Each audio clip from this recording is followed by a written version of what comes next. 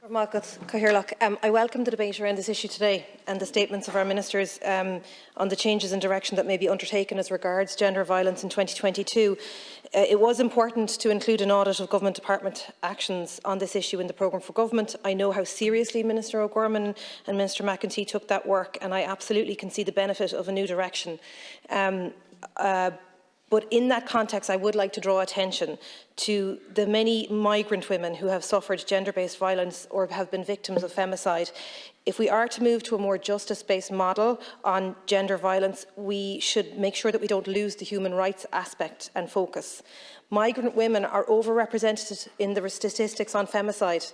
The state has been warned that the current initiatives around gender-based violence are failing to reach migrant women and that their immigration status can sometimes be used as a tool of control. It can lock them in to violent situations.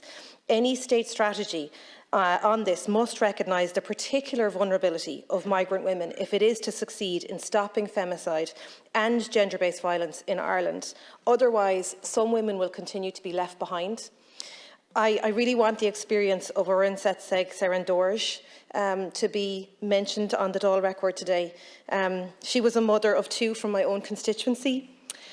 Tomorrow is the anniversary of when her life was taken from her. She died a horrific death last year, just 1 month before Sarah Everard died in London, and the whole world learned her name. But Oren Setseg Serendorj was a cleaner. She was returning from work. She was stabbed in the IFSC. Her family had to travel from Mongolia during a pandemic to say goodbye to her, and what her family has endured this year is really horrific. It's also part of our nation's understanding of gender-based violence. That story is also part of it. If we are to proceed now with a renewed commitment to this area, I would ask for the following issues to be included, and particular focus on vulnerable women. Migrant women must be central to any strategy, as they are particularly vulnerable. Migrant women have the right to be safe.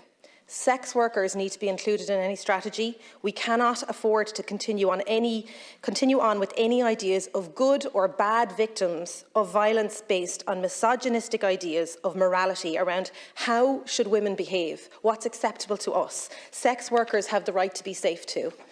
Women, girls and all minorities should be supported to reclaim their streets and reclaim their freedoms. It's simply not good enough that local authorities, public transport companies, etc.